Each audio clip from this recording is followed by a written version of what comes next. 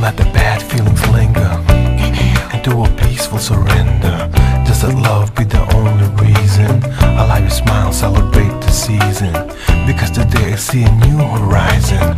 I see a beautiful nation rising. I see a place where there's so many heroes rise amongst ordinary people.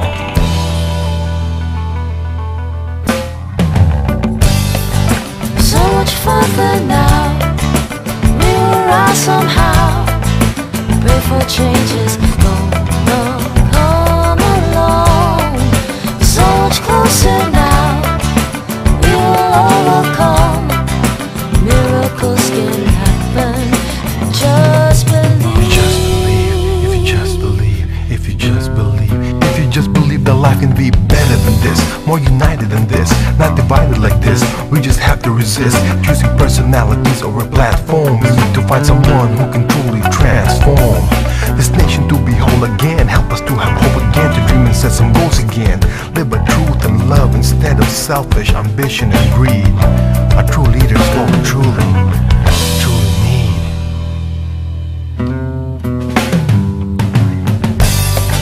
So much further now. We will rise somehow. Pray for changes. Come along. So much closer now. We will overcome. Miracles can happen if you just believe.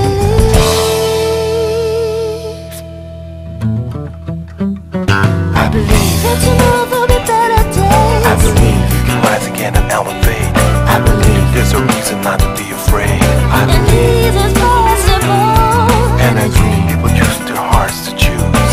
I dream that there'll be no more abuse. I dream we're wide awake, we'll overcome. And we can rise as one.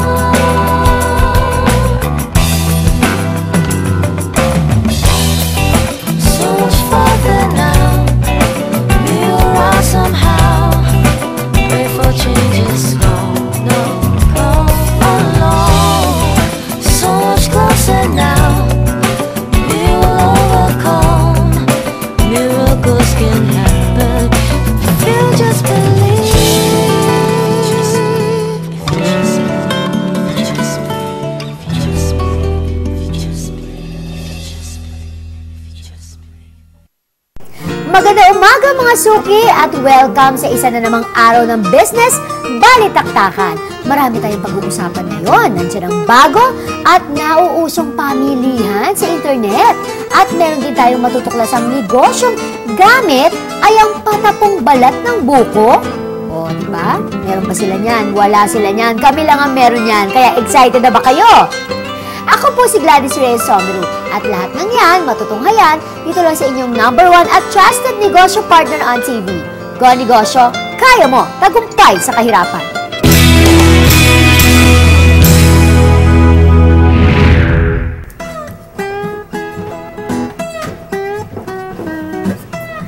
Karaniwan po, challenge ng mga small at nag-uumpisang mga negosyante ang pagpopromote ng kanilang negosyo na hindi gumagastos ng malaki.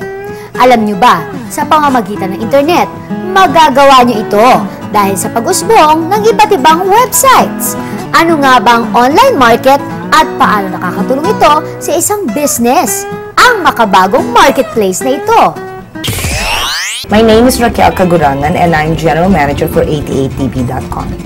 88db.com is simply put, a directory of services online. We also now have included also products in the Philippines. The primary target of 88db would be the entrepreneurs, even freelancers, even moms that work from home that would want to put their stores online. Kung minsan, lalo na yung mga nagsa-start up, na wala pa silang physical store, but they would want to promote themselves already and they do not have the budget for Trimedia.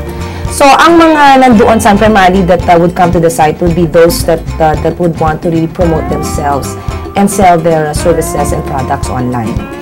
But we do have visitors, website visitors, no, that would be looking for these types of services and products. Well, basically, my wife and I, 4 years ago, gusto lang namin tingnan yung market, kung ano yung categories or yung field na kung saan madami yung naghahanap ng mga products. Well, after 2 months nung ginawa namin yung website, nakita namin na almost yung lahat ng categories, madami yung naghahanap ng mga users. So nakita namin na may potential yung website na ginawa namin to help both the buyers and of course the sellers to market their products.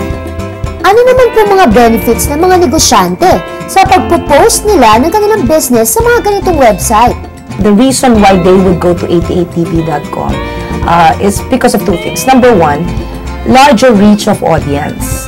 Now you can expand even to sell your products online to places like or other cities in the Philippines, even global. The other reason why people would go to 88tv is because suddenly they have online presence at hindi nila kailangan magbayad ng mahal, no? In fact, kung minsan libre pa. The benefits for the buyer is now you have a choice, a wide choice of vendors, no, or suppliers, or even just providers of either service or a product. Siguro unahin natin yun sa mga sellers. Number 1 na benefit sa sulit.com.ph is kapag naglagay ka ng product mo doon, you can reach a wide market. Ibig ko sabihin is, hindi mo na kailangan mag-flyering, hindi mo na kailangan magdala kung saan-saan para ibenta yung product mo. So, ang nangyayari, ipopost mo lang yung product mo doon, then monthly we have around 6 million visitors. So, 6 million yung potential buyers mo. Then, what's good thing with sulit.com.ph? We have a search functionality na wala sa mga newspapers, wala sa malls. Malaking tulong nga ito para sa mga nag-uumpisang negosyo.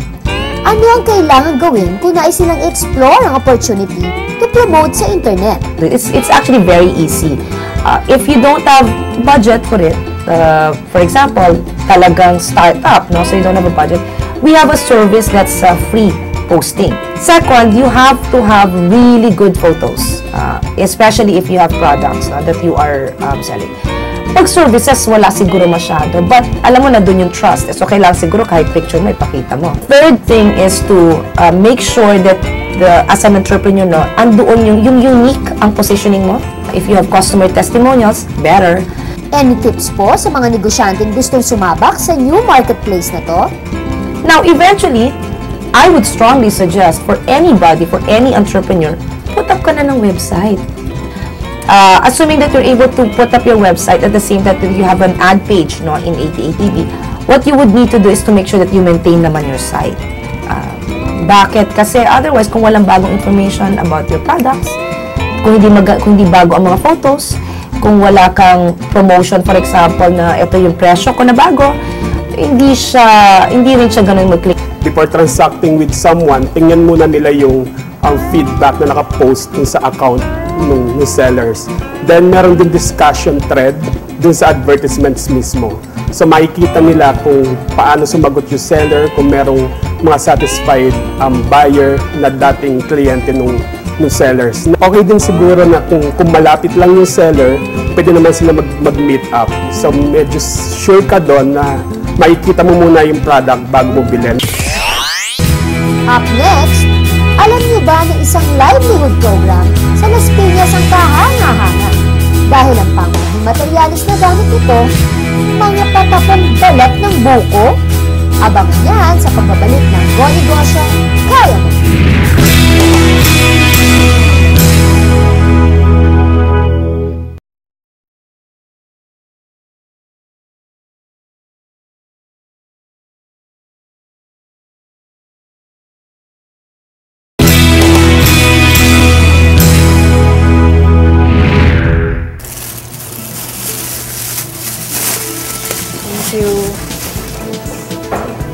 Naging matagumpay ang Philippine Business and Entrepreneur Expo o PBEX na ginanap noong July 22 to 25 sa Mega Trade Hall sa SM Mega Mall.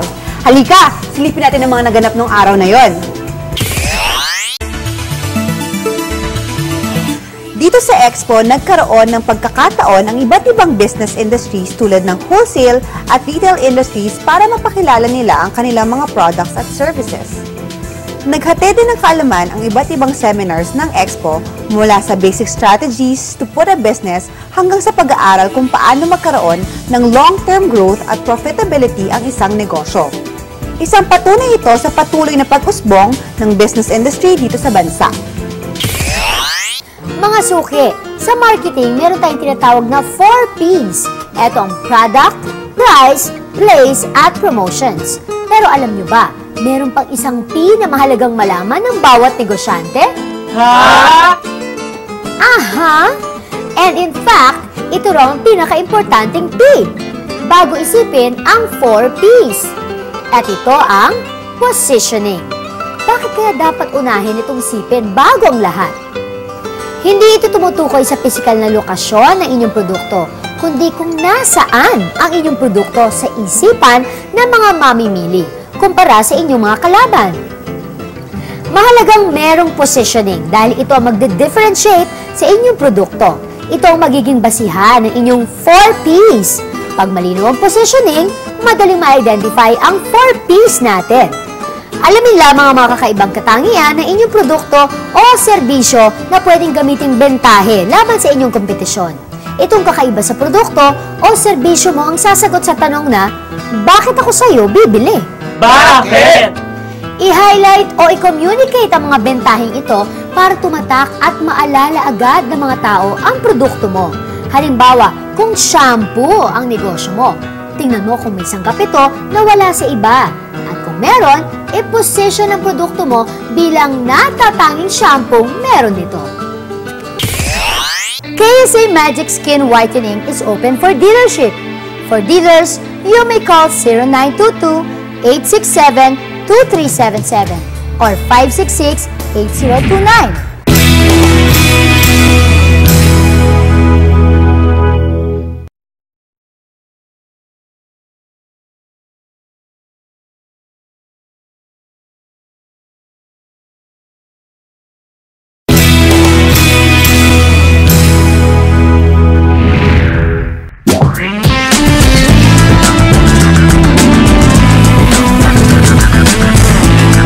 Anong pinakamahalagang bagay na dapat matutuhan ng mga negosyante o nagbabalak magnegosyo?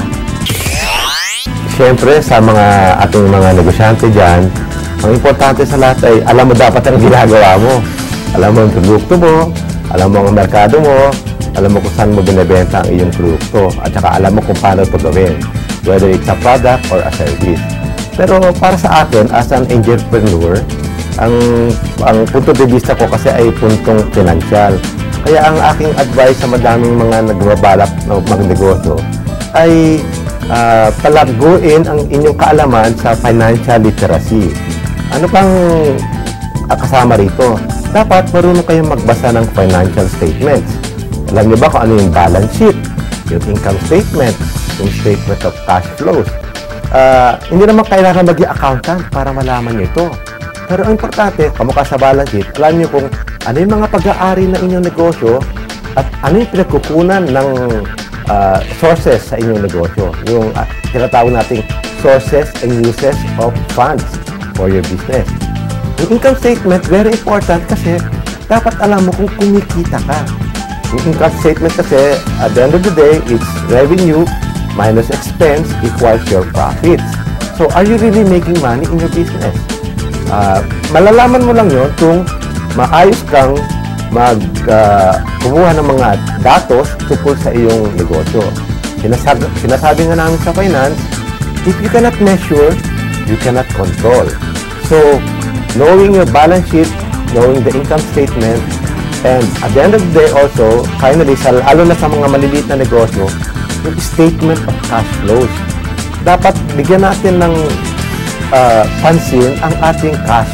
Meron bang na-generate na cash ang ating business? You know, sa mga maliliit na negosyo, ito ang pinaka-importante. Cash is king. Tanga.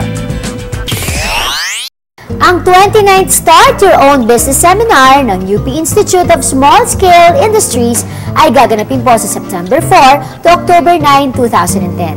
Para matuto ng mga tips sa pag-uumpisa ng negosyo, tumawag lamang sa UP ISSI sa mga numero na nasa inyong screen.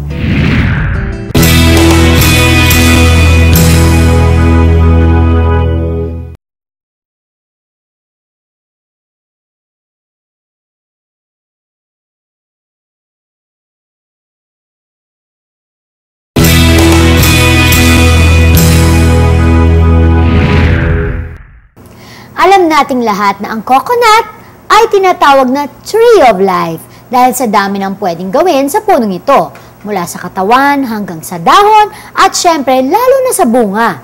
Eto at alamin natin ang isang tatak negosyo kung saan hindi lamang isang tao, kundi isang komunidad ang kumikita at natutulungan.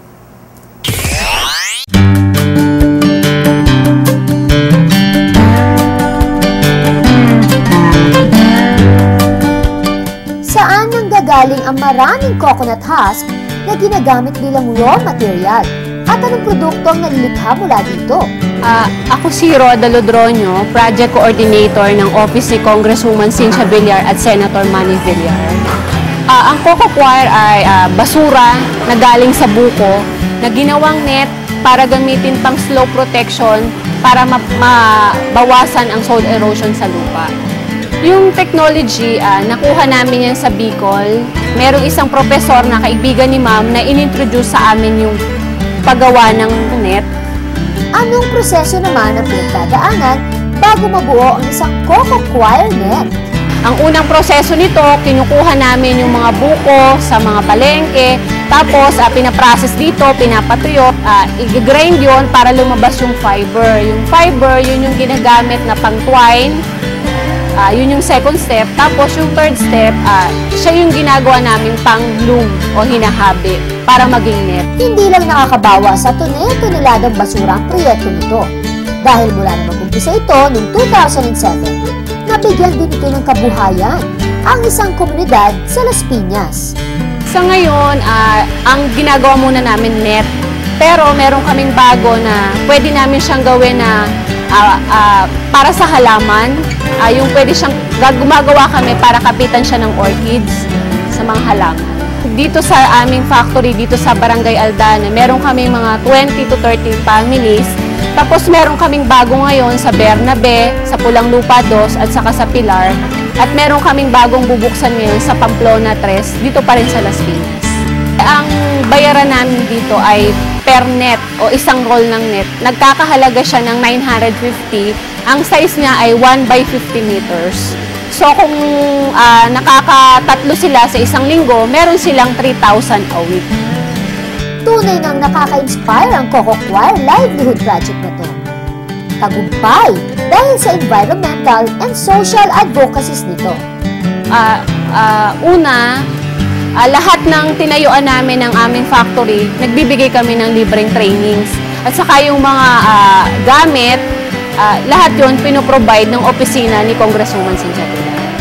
Nakakatulong siya sa community kasi nakikita nyo naman dito sa factory namin na ang mga nagtutulungan dito, pamilya. Imbes na kung ano ang gawin nila, pumupunta na lang sila dito sa factory, gumagawa sila. At the same time, magkakasama na sila, nagkakapera pa sila. Sana po maging inspirasyon kami dito sa kaming mga taga Las Piñas na tulungan din po natin yung ating mga kababayan na bigyan natin sila ng mga munting kabuhayan, munting pagkakakitaan, tulungan natin sila na nakakatulong na tayo, nakakabawas pa tayo ng basura. Sana po dumami pa yung ganito na livelihood na hindi lang dito magtatapos sa Las Piñas, kundi magkakaroon din ng buong Pilipinas. Bilang pagkilala sa mga natatangi at masisigasig na small at medium entrepreneurs ng bansa, hinahatid ng PLDT SME Nation at Go Negosyo ang MVP Bossing Awards, the biggest search for Filipino SME icons.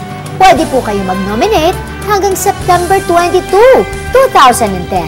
For more details, you may call 101-888 or 637-9229 o kaya po bisitahin lamang ang PLDT SME Nation website na nasa inyong screen.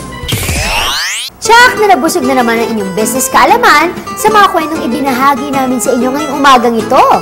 At syempre, para sa iba pang mga tips and advices, huwag kalilimutang bumili ng mga Go Negosyo books, di ba, Tiglads? Tulad ng bagong-bagong Go Negosyo, Joey's Concepcion's 100 Inspiring Stories of Small Entrepreneurs, tagumpay mula sa kahirapan. Available po sa lahat ng leading bookstores nationwide. At maraming salamat po sa aking mga sponsors, Folded and Hang, Jollibee, Joy for All Seasons, Krisha Shoes, KC Magic Skin Whitening, available at Star Mall Alabang in SM Fairview. For dealers, you may call 566-8029. Dr. Vivian Sarabia, Tumble Tots International Preschool in Libis, and Kids Ahoy for affordable Kids Ahoy apparel at the second floor of Star Mall EDSA. At syempre po mula sa Go Negosyo, salamat sa Binalot, Reyes Hair Cutters, and Nokia OV. For only 20 pesos a day, smart subscribers can be unlimited chat and email, Facebook and Twitter on Nokia Messaging. Enjoy your free 7-day trial now by texting Nokia space trial to 6677. And for more details, visit nokia.com.ph. Magkita-kita po ulit tayo bukas! Dito lamang sa inyo nag-iisang negosyo partner on TV, Go Negosyo, kaya mo, tagumpay sa kahirapan! So much further now. We will rise somehow. Pray for changes.